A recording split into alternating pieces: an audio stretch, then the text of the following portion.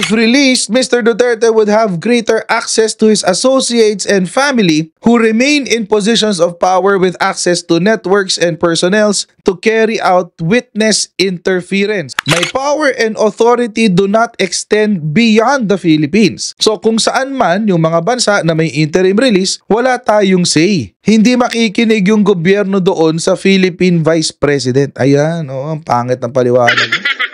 Alam niyo mga kababayan, si Sara ho talaga, unti-unti ho talagang lumalabas ang kanyang kaob-oban. Bakit? Nasaan ba yung biktima? Yung mga biktima ba ay nandoon sa kung saan ilalagay si Rodrigo Duterte for his interim release? Wala ho. Di ba nasa Pilipinas ho? Nandito ho sa bansa natin. Sino ba ang vice-presidente ng Pilipinas? Si Sara Duterte. May bagong direksyon ang Marcos administration, mga kababayan. Kung noong una, sinasabi na walang jurisdiction ng ICC sa Pilipinas, which is still true. Wala akong jurisdiction ng ICC sa Pilipinas. At kung sinasabi po na hindi maigipag-cooperate ang Pilipinas sa ICC proceedings, yun ang sinasabi before, mukhang may pagbabago, mga kababayan. Ano itong pagkakaiba na ito? Ito, mga kababayan, ay ang pagsuporta na ibibigay ng Marcos administration sa mga biktima. Oo, mga kababayan. Ito ay it is a positive development. This is a positive development, mga kababayan. Ano bang gagawin? DOJ confirms cooperation with ICC and offers to fly drug war witnesses to The Hague. Agoy! Nako! Ayan na nga bang sinasabi natin. Eto na. Nagbago ng posisyon ng ang Marcos administration patungkol sa kooperasyon sa ICC. Mukhang iiyak na naman si Sara Duterte bukas. Dahil alam naman natin, etong si Sara Duterte, syempre, bobo yun eh. So, sinabi po yan ng DOJ Secretary kanina. Ito ay ang interview tungkol dyan sa plano na yan ng DOJ. Okay, panoorin natin. With the ICC prosecution strongly opposing former President Duterte's release, his interim release request to his chosen country. Does the DOJ, does the Philippine government have an official stance when it comes to Duterte's request? Well, we don't think that it is an appropriate request. I think that the case should be heard as soon as possible, and that there may be more harm than good that will come out of it if that request is granted by the court. And the court itself knows that it took a lot to be able to bring him before The Hague, before the ICC, and it's not going to be easy to bring him back in case they lose possession of him or custody of him. So I think it's better that we just hear the case with him present in the proceedings. Secretary, what do you believe are the risks if the court grants Duterte an interim release? Because they claim that he isn't a flight risk. Because of his age, for example, he needs the necessary medical care. So there's a chosen country, but the ICC prosecution has said, we would agree, but not to that country. So they have another country that's been redacted. We don't know these countries. But overall, what is the risk of having Duterte released to a country? Number one, is it practical or necessary to get him released to another country? But the way I look at it, the best medical care is already available in the Netherlands. And moving him might even cause a few more adjustments that will not be good for him.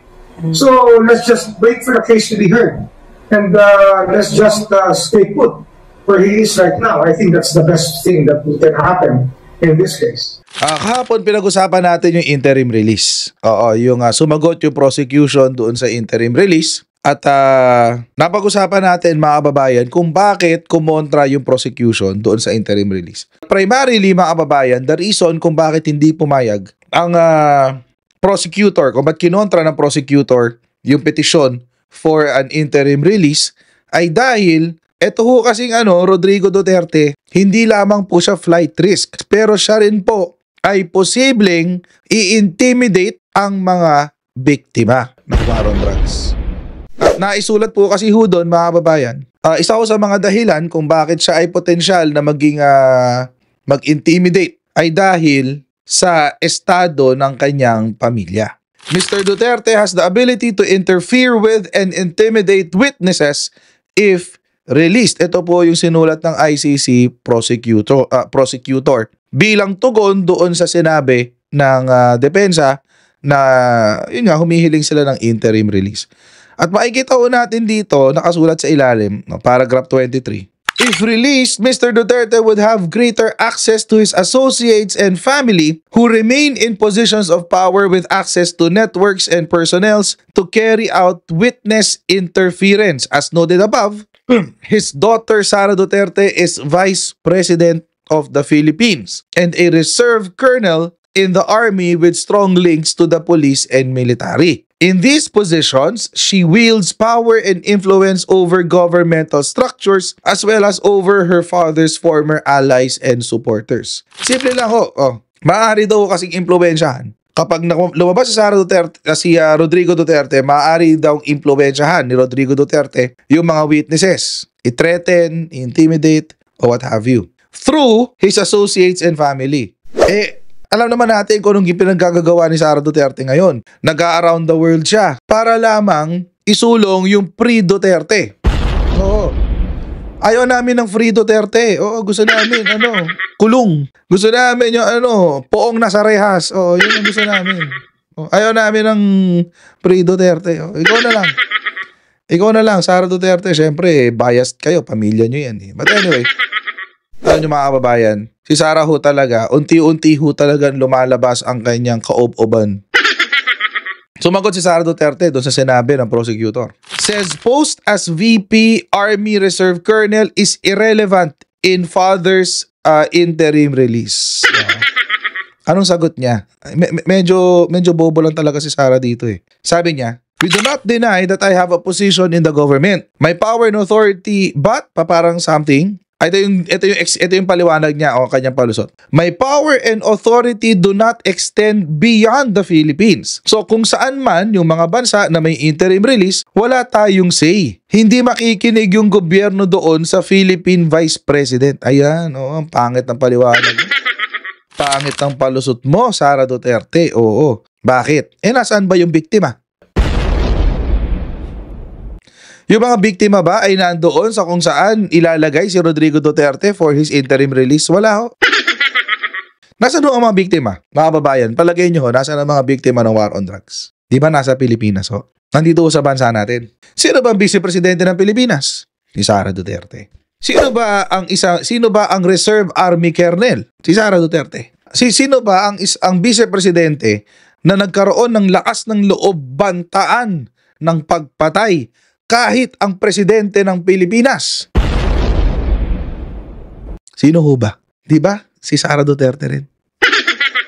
Kung ang presidente nga ay kayang pagbantahan na papatayin ng pangalawang pangulo ng Pilipinas, how much more yung mga witnesses laban sa kanyang ama sa madugong war on drugs na ginawa ng kanyang tatay?